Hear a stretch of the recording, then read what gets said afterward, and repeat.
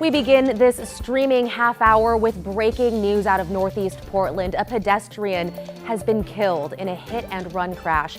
It happened this afternoon near 87th and Prescott. This is a live look from the area. You can see police there right now. Officers say the victim was getting out of their car when they were hit. There's no information on a suspect or their car yet. Prescott is closed between 86th and 88th as police investigate. We'll update you as we learn more. Now to new rounds of evacuations in western Washington today, with flooding hitting northern counties especially hard. In Skagit County, about an hour north of Seattle, a citywide evacuation was issued this morning for Burlington. The notice went out at 6 a.m. Some people have since been able to return home. The National Guard is now on the ground there as well. South in Snohomish County, it took hours of work to clear a log jam in Everett, and areas near the Snohomish River remain flooded. Governor Bob Ferguson says the Trump administration has granted the state's request for federal emergency assistance. And a family is safe thanks to Good Samaritans who rescued them from the flooded Chehalis River on Wednesday. Their car became submerged while they tried to cross a roadway. Drew Mickelson has the story. I was just taking them all out to the show. She was trying to be the cool aunt. Trying to just have a nice family evening. Erica Wallen and her sister's kids, 19-year-old Giovanni Frank, his 12-year-old brother Gabriel, and their 10-year-old sister Liliana were all headed to the old Satsupp nuclear power plant site to check out a holiday laser light show. We had gone through some patches where there was water on the roadway, and there was someone directly in front of me, and he was doing just fine. Well, failed to take into account that he's like in a monster truck, essentially. Aunt Erica didn't see any road closed signs and thought she'd get through the flooded Chehalis River, but when her car started taking on water, it shut down. I panicked, and I couldn't get my windows down because the car was off, and so I opened the door, and water was already coming in, but it just flooded in like up to our chests. They all got out into the freezing water, and it had just turned dark. Giovanni's carrying Liliana. Me and Gabriel are walking towards a truck that I don't know who's in there. I'm just hoping that it's a good person, and thankfully it was an amazing person. And he just opened his doors, let us in, didn't even ask us any questions, and just started taking us back to where there was dry land. Neighbors helped Wallen salvage her car. Her husband, Mark, couldn't quite get it to start today, but they're hoping it can be repaired. They're so grateful. A community of total strangers. Just, I don't have enough kind things to say about the Satsupp community. While they're still shaken up, the family survived with no injuries or hypothermia. And Aunt Erica still got the kids to the laser show. 10 years from now, we'll be sitting around, and it'll be a funny story about how Aunt Erica accidentally took you swimming. Yeah, in December. Glad they were okay. That was Drew Mickelson reporting. Turns out the road had been closed, but apparently the signs washed away in the floodwaters. And like we said, the family was not hurt. Meantime, Oregon Attorney General Dan Rayfield and a coalition of 20 states are claiming victory after the government tried to shut down a disaster preparedness program. The coalition sued after the Trump administration said it would halt billions in grants meant to strengthen infrastructure against natural disasters, calling the program wasteful and ineffective. The court ruled that the president had no authority to refuse to spend the money that Congress already approved. The problems are piling up for a local tiny home company called Tiny Heirloom. That includes lawsuits, attention from the IRS and Oregon's Department of Revenue, as well as accusations that it's leaving customers in limbo. Here's Evan Watson's investigation. The photos and social media posts stand out. They look great, don't they? Look wonderful. Luxury, custom-built tiny homes. Tiny Heirloom, a Portland company, offers a different style of living. A pitch that Judy Russell says was actually too good to be true. I had around $50,000 of mine, and once that was done, it was just impossible. KGW talked with 6 people who paid for tiny homes that they never got. They declined to talk on camera, worried they'd risk a settlement or a future build. More than a dozen other individuals, companies, and lenders have sued Tiny Heirloom over the past 3 years, seeking refunds of hundreds of thousands of dollars for homes never built or overdue payments on materials and loans. There were several red flags, but I was excited and I just didn't pay much attention. Russell says she signed a contract with Tiny Heirloom to build her a tiny home within 10 months.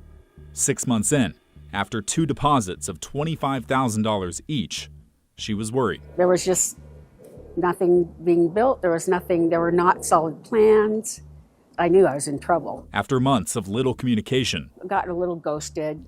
she cut ties, canceling her contract when Tiny Heirloom asked for another payment. I knew by then, by the 3rd deposit, that they weren't going to build my house. Why? There was no intention of making it happen. Russell never sued. She says the last thing she heard from the company was a promise to get a settlement amount back to her. You didn't get any of that money? None of it. None of it. I was upset for so long after that. I was like in grief. Lawsuits filed against the company and its owners show similar cases. One woman said she paid $160,000 and got nothing in return. A judge later ruled that Tiny Heirloom committed financial elder abuse by promising to build a tiny home with no intention of constructing or delivering, leading to a judgment of nearly $500,000. 6 other people have filed complaints against Tiny Heirloom with the Oregon Department of Justice, ranging from 2019 to 2024. One woman, a Marine Corps veteran, said she lost half of her life savings paying for a tiny house she never received. KGW went to Tiny Heirloom, where owner Jeremy Killian said financial problems led to the company failing to deliver homes on time. Yes, we own the issue. Yes, it sucks that the issue happened. It shouldn't have happened. Killian says the company is giving refunds and paying settlements to every customer affected. We had been paying them. No, it's not been on time. I'll legitimately admit that. We will make sure they're paid whole before we do anything as owners. And that's why we're selling equity of the company. It's to make it right. He showed off Tiny Heirloom's current production, a mixture of corporate builds and tiny homes. This is a customer that was upset, extremely, and rightfully so. Killian blames the pandemic, a private equity lender, and cash flow challenges. And current orders are not being delayed. You're able to keep up on timelines. They're being kept up 100%. Frustrated customers aren't the only people that Killian and Tiny Heirloom need to answer to. The Oregon Department of Revenue reports that Killian, his co-owner Ryan Donato, and the company are some of the highest delinquent taxpayers in the state, owing more than $330,000 in taxes. The IRS also has a federal tax lien against Killian for more than $500,000. Kelly Banducci, an accountant and former Tiny Heirloom employee, says there were a lot of financial red flags when she worked there, including tax notices and overdue payments. It was a mess when I walked in. I'm used to fixing messes. I do that today for a living. I can fix a problem in accounting, but this was like unfixable. She left the company in 2019, later suing for unpaid wages. You saw examples of customers paying money up front for tiny homes, but then those homes not being completed. Correct. And a lot of complaints. Judy Russell says she believes her deposits were used elsewhere. You would expect if you gave money up front that money is then used to start your project. Absolutely. There's no reason I wouldn't think that. Killian denies this. So you're saying you don't take down payments on new homes to finish builds of ones that have been waiting longer? No, I don't take down payments on new homes just to finish the builds from the past. I use the profit margins from it, and that's how we've been doing this to fix this problem over the last several years. He says Tiny Heirloom has built 46 homes this year, has only 6 customers left to repay, and he expects to be back on track by the first quarter of 2026. We're working with the IRS on our offer and compromise. We're working with our creditors right now on settlements, and our attorneys are working with the customers. And everybody will get taken care of. Allow us the opportunity to change from that mistake into a better company. Russell lives in a tiny home now, one that her brother-in-law built for her, not Tiny Heirloom. I lived in big houses my whole life, but this is a nice way to retire. Looking back, If it's business, then do your homework. she wishes she had started there. I feel bad for all of the other people that didn't have anything like that. I mean, I was saved by my family. That was KGW investigative reporter Evan Watson. Tiny Heirloom's owner says to get back on track, it's switching up its business model, focusing more on corporate clients instead of residential homes. After more than 30 years in business, Metro Paint is closing its doors at the end of the year. The business recycles and repurposes paint from around our area, and it's operated by Metro. Thomas Schultz looked into the reason behind the closure. A spokesperson tells us Metro Paint is closing because there are more private businesses that now sell recycled paint, meaning Metro, a government agency, can finally take a step back. For the past 30 years, this warehouse has been a staple of North Portland by doing something innovative. When Metro first began recycling paint in the early 90s, there really wasn't a program like Metro Paint. Gia Balish, a spokesperson for Metro, says nobody in the area recycled paint when the program started. Instead, it was shucked into landfills. So Metro stepped in and created Metro Paint, which has recycled millions of gallons of paint. So these mixers are high-speed motors that are going to blend up all those shades of red or white or blue into one consistent color. Michael Feliz has worked here for 8 years. Unused paint from around the state funnels into this building, where workers recycle it into a new product. It's a pretty intensive process. Intensive, but good for the environment. Not only does that help conserve natural resources and water, but it really has helped cut down on carbon pollution that comes from making new paint. Balish says the program spurred a state law in 2009, mandating all paint be recycled. Metro Paint is a success story. This program has been around for more than 30 years. It's kept millions of gallons of paint from ending up in the landfill. Though at the end of the year, Metro Paint will close for good. Balish says more private companies are in the business, meaning Metro no longer needs to lend a hand. It's just amazing to see the scale of paint that has come in here. But before the paint store closes, you can see shelves are starting to empty out. They're offering low prices to customers in need of a final batch of Metro Paint. We're already seeing availability start to dwindle for some colors, so if you have a particular shade in mind, definitely come out sooner rather than later.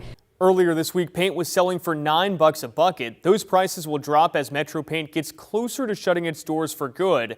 And for anyone looking to learn where to recycle paint now, they're advised to visit paintcare.org for drop-off locations. Thomas Schultz, KGW News. Still ahead, we've got a behind-the-scenes look at the local holiday shipping rush, including a state-of-the-art machine that's one of only 2 in the nation designed to get packages out faster. Matt? All right, Christine, thanks very much. We've got fog forming pretty quickly over parts of Portland right now. You can see it to the south from our Wells Fargo Skycam. Still very mild out there, but we've got a dry Saturday. After that, it's going to get rainy again. Visibility at Tillamook already down below 1/8 of a mile there. And again, after dry weather tomorrow, here comes the rain again. But the bonus is we finally get mountain snow. The KGW Plus TV app, streaming 24/7. Local news from the team you trust on your time. Track how the weather will impact your day. It's certainly becoming increasingly hazardous. Extended, continuous coverage of breaking news live from the scene. That snowpack is still heavy. Go deeper with in-depth interviews and exclusive reporting. All the local news you need, live or on demand. KGW Plus. Download on your TV and watch for free.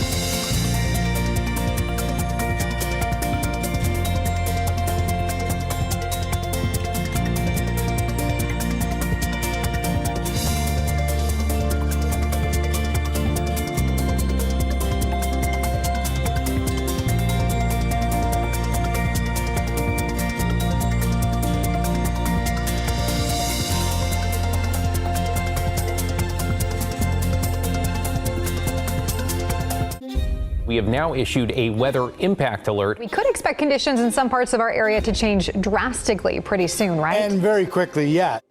This is significant rainfall coming our way. You'll definitely want to be extra cautious. Certainly becoming increasingly hazardous. We've got the potential for some tree limbs or even trees or power lines to come down. Of course, when you hear thunder, it's always best to take cover. On Weather Impact Alert Days, stream extended coverage on KGW+.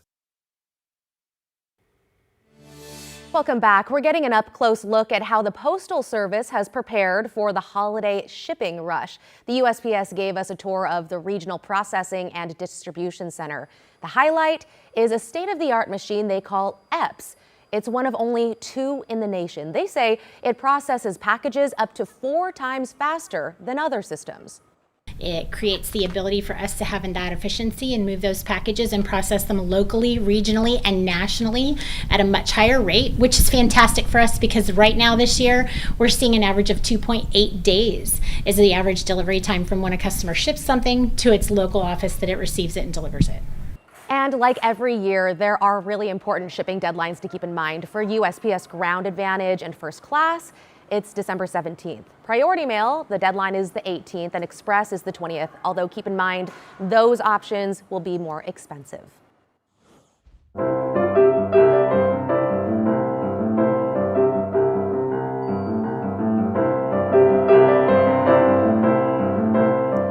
Charlie Brown, what a classic. Tomorrow marks the start of Michael Allen Harrison's yearly holiday special, Christmas at the Old Church. Shows are going on every day tomorrow through Christmas Eve and feature Harrison along with singer Julianne Johnson and local child musicians. For more details on times and tickets, head to michaelallenharrison.com. And tomorrow, the Jewish Federation of Greater Portland is throwing a Hanukkah night market. It's happening from 5 to 8 o'clock at the East Side Jewish Commons on Northeast Sandy Boulevard.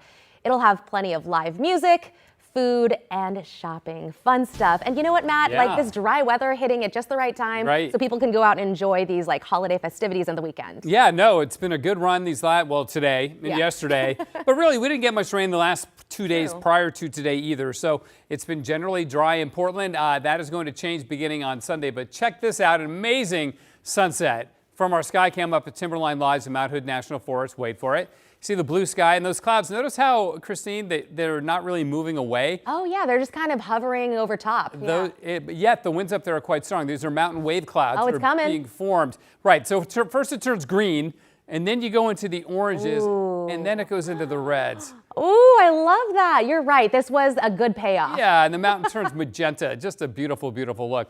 Portland right now, it is gray. You see the fog forming, that bank of fog south of town right now, but there's going to be more forming in the valley here, so expect visibility to be reduced if you're driving later on tonight. It's still 55 degrees here in the Rose City, but already look at the visibility in Tillamook.